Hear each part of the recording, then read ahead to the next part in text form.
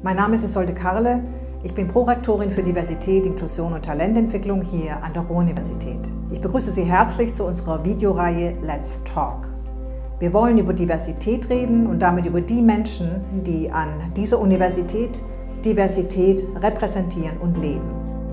Mein Name ist Katja Sabisch. Ich bin Professorin für Gender Studies an der Fakultät für Sozialwissenschaft hier an der Ruhr-Uni in Bochum. Ich bin von Haus aus Soziologin und bin erste Sprecherin des Maria Hoder Centers for International Gender Studies, kurz MAJAG, und ich leite auch seit 2009 die beiden Gender Studies Studiengänge.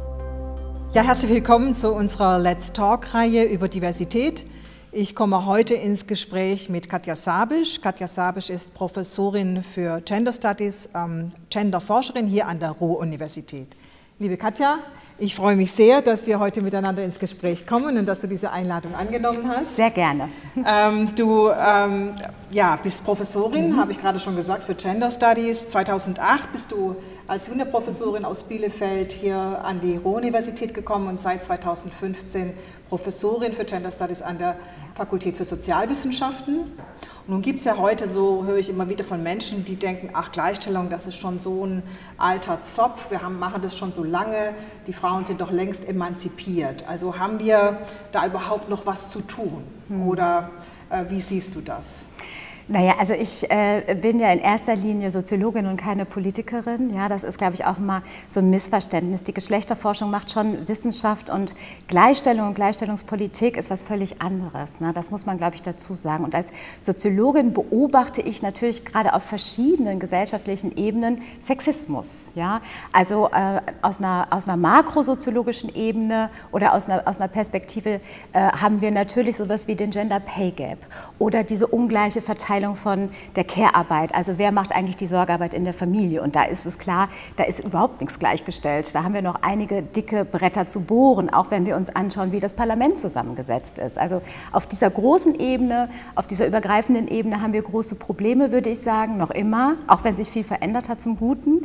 Und dann gibt es natürlich noch diese Mikroebene, also der Alltag, was passiert da, und natürlich beobachten wir da auch Sexismus, also dass wir einen bestimmten Bias haben in unserem Kopf, der unbewusst ist, dass ich in irgendeiner Form Männer und Frauen versuche zu definieren oder Vorannahmen habe, oder eben auch, dass es sowas gibt wie Diskriminierungen, ne? Also Sexismus, sexualisierte Gewalt und Diskriminierung eben auch an Universitäten oder auch auf der Straße. Also wir haben schon auf diesen verschiedenen gesellschaftlichen Ebenen noch immer mit diesem Problem zu kämpfen, und ich bin mir auch nicht sicher, wenn wir uns jetzt anschauen, was in den USA passiert mit der Debatte um das Abtreibungsgesetz, ob wir nicht auch ein paar Rückschritte tatsächlich zu verzeichnen haben, sodass es wirklich wichtig ist, viel zu forschen, viel Empirie zu haben, ja, aber auch auf der anderen Seite es wichtig ist, feministische Politiken zu stärken.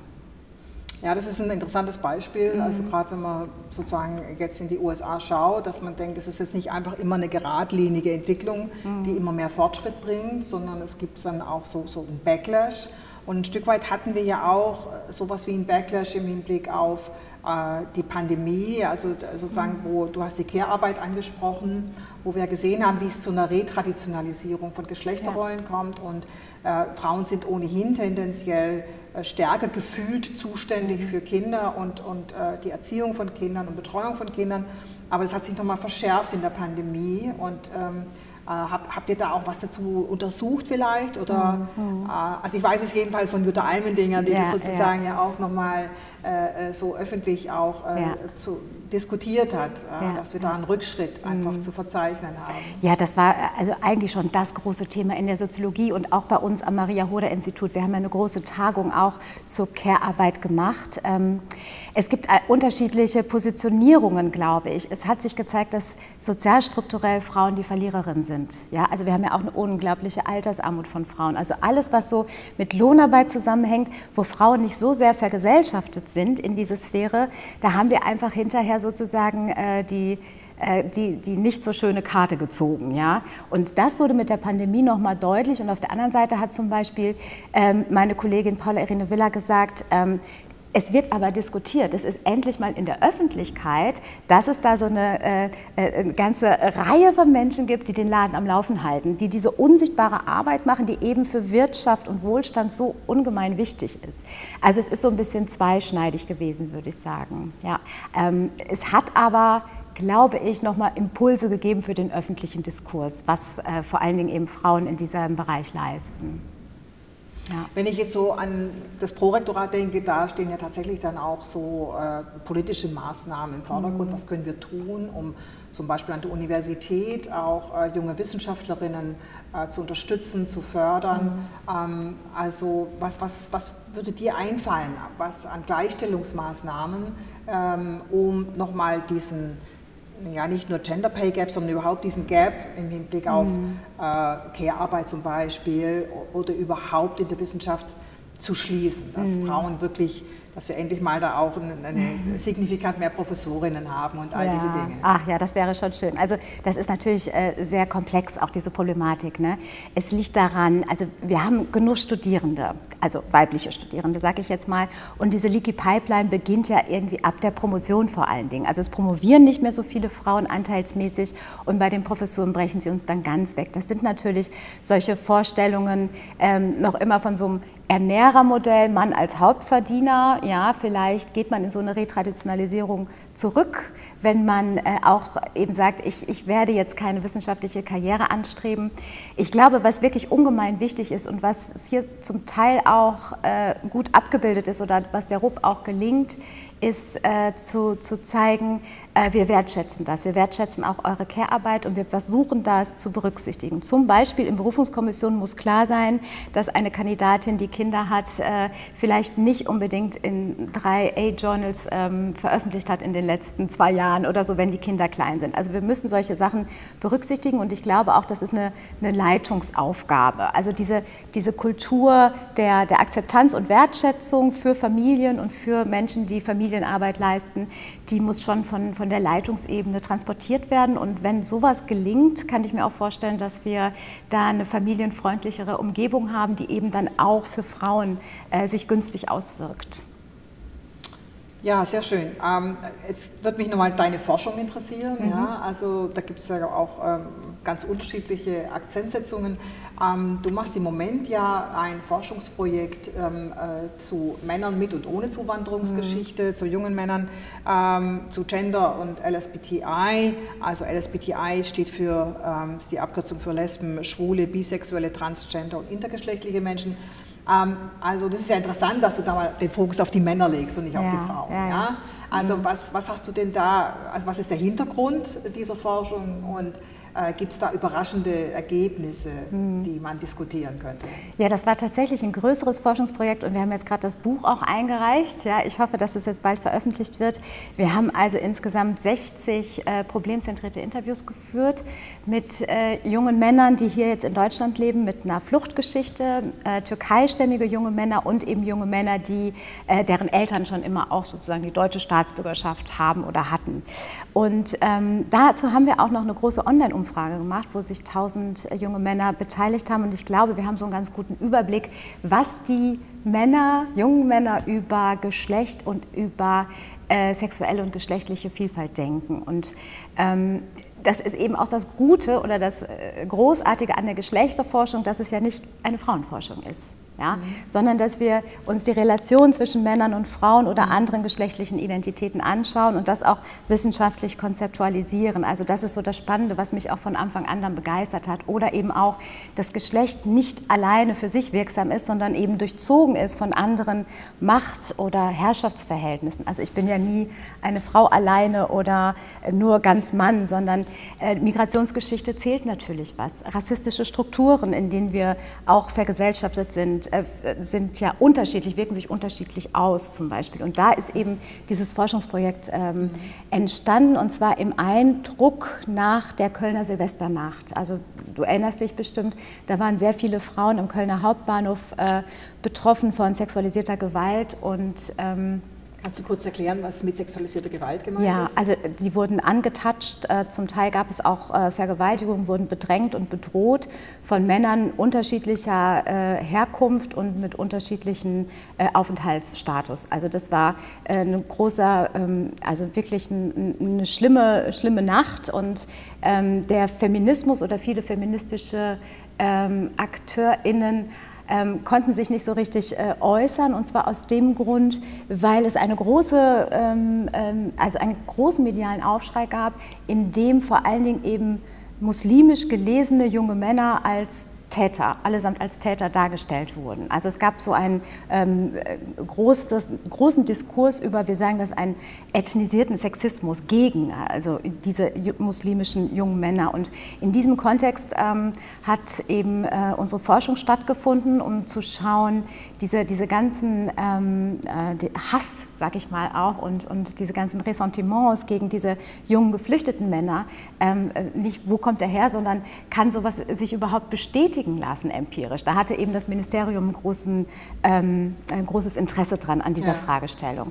Und deshalb haben wir uns das vergleichend angeschaut und haben eigentlich in allen 3 Gruppierungen, die wir untersucht haben, einige wenige Ausreißer gefunden, wo es tatsächlich sehr klischeehaft über Frauen gedacht wurde, ja, also in allen 3 Gruppen.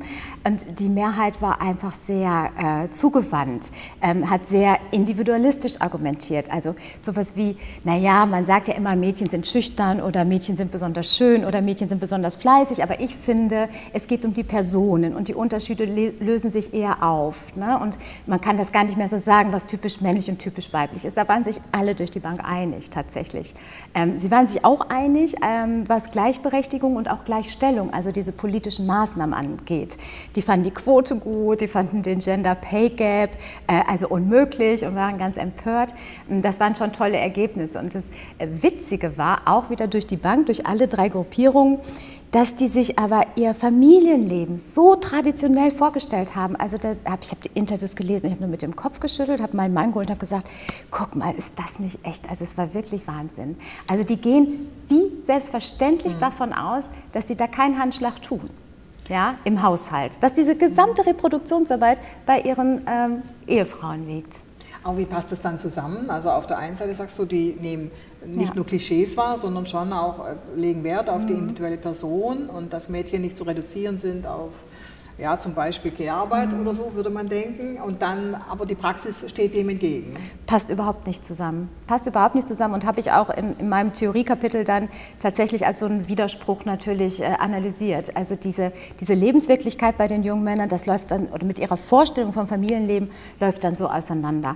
Deshalb würde mich jetzt interessieren, was die jungen Frauen darüber denken. Ja, also man müsste das schon irgendwie matchen. Ne? Da geht es natürlich auch dann, das waren sehr viele heterosexuelle Männer, wenig trans- oder auch bisexuelle oder homosexuelle Männer, die wir interviewt haben. Das wäre auch nochmal eine neue Perspektive, aber es ist unvereinbar. Und ich finde, daran sieht man, dass diese Care-Arbeit, also diese unbezahlte Arbeit, die eben ungerecht verteilt ist, wirklich ein dickes Brett ist, wo auch die Politik gefragt ist. Also, dass man wirklich Elternzeit nochmal anders aufteilt. Also, dass beide PartnerInnen in diese Familie sozusagen und in die Familienarbeit integriert werden, das wäre wirklich ein wichtiges Anliegen, um mehr Ungleichheit zu vermeiden. Ja. Also was mich jetzt nochmal interessieren würde, sozusagen sowohl als Theologin wie als Genderforscherin ja auch, also wie hier sozusagen Religion und Geschlecht zusammenspielen. Ne? Du hast also auch von muslimischen jungen Männern gesprochen und so. Also wie würdest du das beurteilen? Also ist das, dass ein Mann muslimisch ist, bedeutet das, dass er im Hinblick auf die Geschlechtervorstellungen und Geschlechterrollen eher traditionell eingestellt ist, oder kann man das jedenfalls für Deutschland und die hier lebenden Muslime so nicht mehr sagen? Also das kann man so tatsächlich nicht mehr sagen, aber uns hat eben diese Frage der Religion sehr umgetrieben, weil das ja ein wichtiges Momentum war in diesem eher rassistischen Diskurs nach der Kölner Silvesternacht. Und deshalb haben wir die Religionszugehörigkeit abgefragt, aber nicht nur die, sondern wie religiös bist du? Und da haben wir so eine Skala vorgegeben.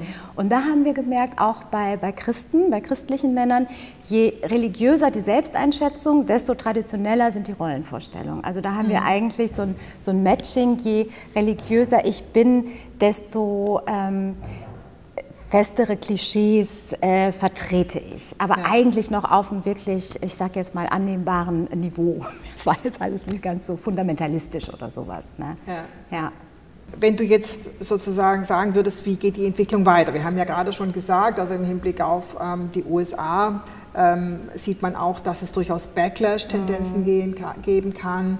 Was wäre ja einmal deine Vision im Hinblick auf das Geschlechterverhältnis hier in Deutschland und natürlich auch im Zusammenhang mit anderen Faktoren, du hast sie genannt, sei es Herkunft oder Rassifizierung, beziehungsweise auch Klassismus. Ja, First Generation Students hatten wir ganz zu Beginn, sind wir beide. Ja. First Generation Students, also nicht nur Frauen sozusagen. Also was denkst du, wie da die Entwicklung weitergeht? Naja, also die USA oder die Entwicklung in den USA zeigen ja, wir können uns auf nichts irgendwie ausruhen und auf nichts verlassen. Also ich glaube schon, man muss wachsam sein und die Errungenschaften verteidigen.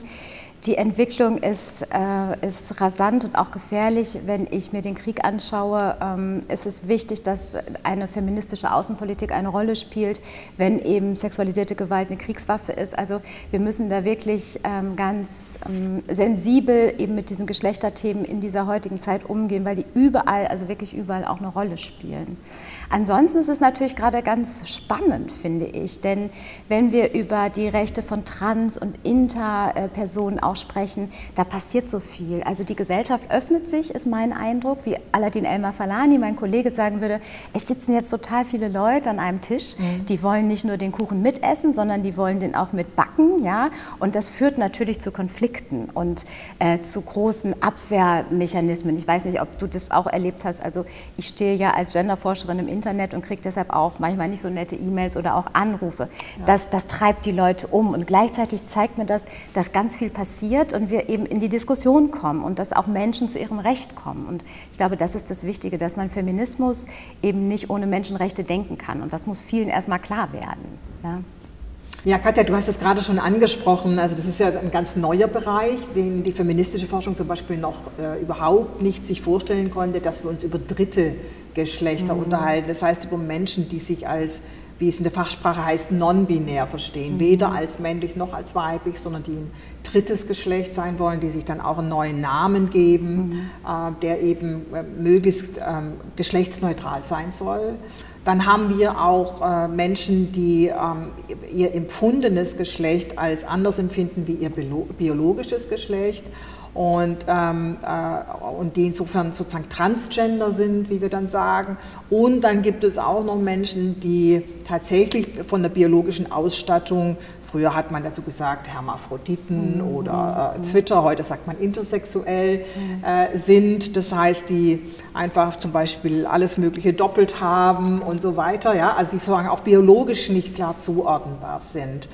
Und das heißt, sozusagen diese ganz unterschiedlichen Gruppierungen, man könnte noch mehr nennen, die subsumieren wir jetzt alle unter divers. Wir kennen das alle von Stellenausschreibungen, da heißt es immer MWD, so genau, muss ich sagen, genau. Ja, also da ist divers immer mit dabei. Was verbirgt sich dahinter und warum interessiert sich jetzt auch die Genderforschung dafür? Ja, ich würde mich einfach mal vielleicht auf diese drei Begriffe beziehen, die du schon genannt hast. Also non-binär, so, das ist die Selbstbezeichnung von Menschen oder auch genderqueer wird es auch genannt, die sich eben nicht mit den beiden Polen männlich und weiblich identifizieren können, sondern tatsächlich so eine Geschlechtsidentifikation haben, die dazwischen ist. Also nicht männlich und nicht weiblich, sondern ganz individuell. Während wir von Trans oder Transsexualität, Transgender sprechen, wenn ein Mensch nicht mit dem Geschlecht glücklich ist und sich dort nicht zu Hause fühlt, das ihm eben bei Geburt zugewiesen wurde. Ja? Also da geht es schon auch um sich nicht männlich oder weiblich fühlen, sondern gegengeschlechtlich zu fühlen.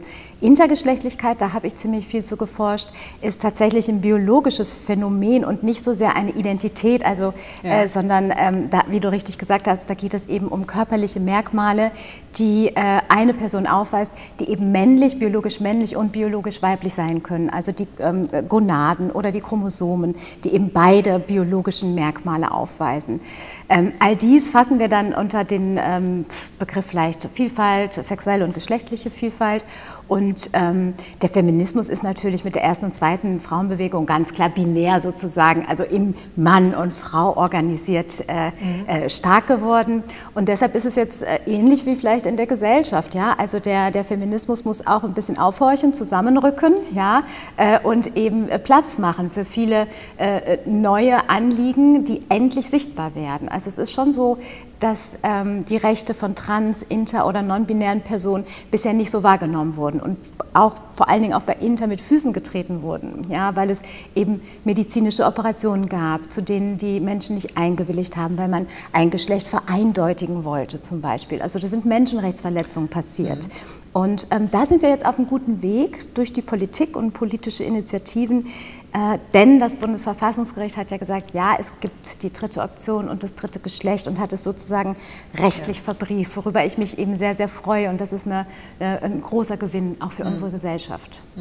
Theoretisch finde ich ja auch ganz spannend, also sozusagen, dass man am Anfang gedacht hat, ja, da gibt es eine körperliche Basis und da gibt es dann ein kultureller Überbau. Also man hat Sex, körperliches Geschlecht, also im Englischen, und das Gender, soziale Geschlecht getrennt, während wir jetzt zu sehen, das ist nicht so ganz einfach. Ja? Also natürlich gibt es eine körperliche Basis, aber die ist so untrennbar verwoben mit Gender, und dass man da vor allem halt die Kultur sehr viel strenger zwei Geschlechter unterscheidet, wie es die Biologie eigentlich hergibt. Ja? Absolut. Und ich glaube auch, dass die Geschlechterforschung da eine große Verbündeten hat, und das ist die moderne Biologie, ja? Die selber sagen, also Leute, wir können Geschlecht nicht so klar definieren, wie ihr das gerne wollt, weil auf allen Ebenen, die Geschlecht ausmachen, jetzt auf der biologischen Ebene, ich kenne mich nicht so gut aus, ich hatte zwar Bio-LK, aber das ist schon lange her, gibt es so viele Facetten, Komplexitäten und Unterschiede, sodass wir gar nicht genau sagen können, das ist rein männlich und das ist rein weiblich. Und das gefällt mir dann so an der Wissenschaft, dass man so Allianzen auf einmal findet, mit denen man nicht so gerechnet hat. Ja, das fand ich schon irgendwie ganz,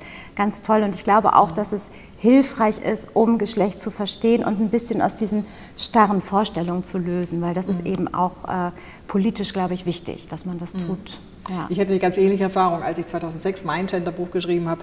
Da hat ein befreundeter Arzt zu mir gesagt, du, was du schreibst, das sehe ich jeden Tag in meiner Praxis. Also so ganz viel In-Betweens. Ja. Aber es ist ja dann umso erstaunlicher, dass wir doch, sei es in den Social Media oder auch sonst in den Medien, also sehr extreme Reaktionen erfahren auf das dritte Geschlecht. Also viele sind da sozusagen hasserfüllt geradezu und halten das für kompletten Nonsens und sozusagen eine freie Erfindung. Warum diese hohe Emotionalität an diesem Punkt?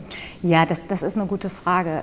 Ich würde nur vorher noch mal sagen wollen, also dass man das für Nonsens und Erfindung hält, das nehme ich auch wahr, aber es ist ja einfach empirisch da. Also es gibt ja einfach intergeschlechtliche Menschen. Man sagt, so viel wie es echte rothaarige Menschen gibt, so viel intergeschlechtliche Menschen gibt es. Es gibt Menschen, die trans sind. Ja? Also das ist ja jetzt nicht irgendwie herbeigeredet oder so. Also soziologisch oder empirisch ist das absolut nachvollziehbar, dass es das gibt. Und diese Ängste und dieser Hass und diese Wut, die sich entlädt, die gründet, glaube ich, schon darauf, dass Geschlecht als etwas so Sicheres gilt. Ja? Wir sind so aufgewachsen, im besten Fall mit Mutter und Vater, mit getrennten Rollenvorstellungen, ein Ernährer, der irgendwie arbeiten geht und eine Hausfrau. Also diese Bastion der Sicherheit, die wird vielleicht dadurch angekratzt. Also dass sich da eben so viele verunsichert fühlen in einer Welt, die sowieso sehr komplex ist, sehr, sehr vielfältig, wo wir uns Orientierung suchen müssen. Und dann kommen dann noch Leute, ja, die sagen, ja, Geschlecht ist aber auch nicht das, was du denkst. Also ich glaube, das ist eben diese Unsicherheit und die Reaktion auf eine Verunsicherung, die sich dann in sowas entlädt. Ja. Ja, es ist das Gefühl, dann bleibt da kein Stein mehr auf dem anderen stehen. So ungefähr, ja. Also wenn ihr uns das auch noch wegnehmt. Ja, dann ist alles relativ. Ja, und dann wird halt argumentiert mit der Natur, das ist auch irgendwie biologisch und das ist natürlich. Und mich hat das schon immer interessiert. Ich habe mich auch gefragt, woher kommen diese festen Geschlechterkonzepte? Und wenn wir eben in die Naturwissenschaften schauen, ab dem 18. Jahrhundert oder in die Wissenschaften vom Menschen ab dem 18. Jahrhundert, dann sehen wir eigentlich ganz klein, ja, wie sich sozusagen der Geschlechterkörper erstmal gebildet hat in den Wissenschaften. Also es gab nicht von Anfang an, so ist eine natürliche Frau und so ist ein natürlicher Mann, sondern die ganze Wissenschaft hat da 250 Jahre daran gearbeitet, diese Geschlechterkörper irgendwie zu entwerfen, mit denen wir heute so zu kämpfen haben, weil es ist vielfältiger. Ja. Ja. Und gerade im historischen Vergleich sieht man dann ja auch die Absurditäten, also wenn man Frauen verboten hat, irgendwie Violine zu spielen, weil sie dann die Beine spreizen und das sich nicht geziehen, weil das körperlich nicht geht und so weiter. Das würden wir heute nicht mehr so sehen. Aber jetzt ist es ja so, dass für dritte Geschlechter, also für Menschen, die vielleicht auch von ihrem äußeren Erscheinungsbild sich nicht sozusagen diesen Kategorien zuordnen können oder wollen, dass es für die ja schon auch viele unangenehme Situationen gibt, weil wir halt in ganz vielen Hinsichten immer unterscheiden zwischen Männern und Frauen. Das berühmteste Beispiel sind die Toiletten und die dann auch sozusagen Irritationen auslösen, wenn sie auf der einen oder anderen Toilette sind, weil sie nicht so richtig reinpassen. Und deshalb ist ja sozusagen auch an unserer Uni die Diskussion um Unisex-Toiletten. Was würdest du dazu sagen? Braucht man sowas?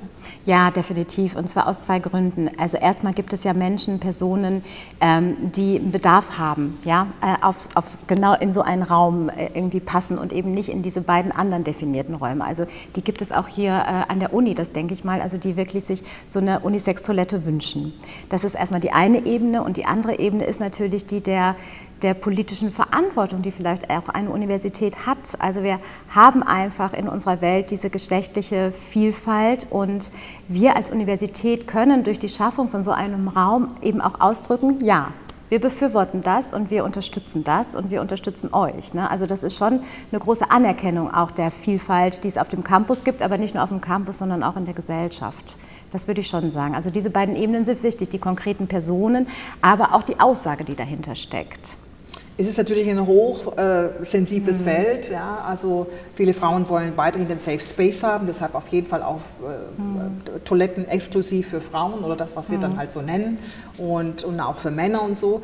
Aber ja, erstaunlich, dass sich daran dann doch sehr viel Emotionen sozusagen anlagern und das hoch besetzt ist. Also ich hoffe, dass wir da einen guten Weg finden. Bestimmt. Also ich glaube einfach, es ist wie so oft, es wird ja niemandem was weggenommen. Also diese Toiletten für Männer und Frauen, was immer das auch sein mag, die bleiben ja bestehen. Es kommt nur was dazu, und das ist eben auch bei geschlechtlichen Identitäten so. Also mir wird ja meine als Frau, wenn ich mich so fühle, nicht weggenommen, wenn jemand anders sagt, ich bin non-binär. Also darum geht es ja, ne? Sich einfach offener zu verhalten und zu akzeptieren und vielleicht eben auch zu unterstützen. Ja. Ganz herzlichen Dank für das Gespräch. Sehr gerne. Also ich schließe damit, es wird niemand etwas weggenommen, sondern Vielfalt als Bereicherung, die natürlich auch uns manchmal herausfordert. Ich bedanke mich fürs Zuschauen und bis zum nächsten Mal. Tschüss. Tschüss.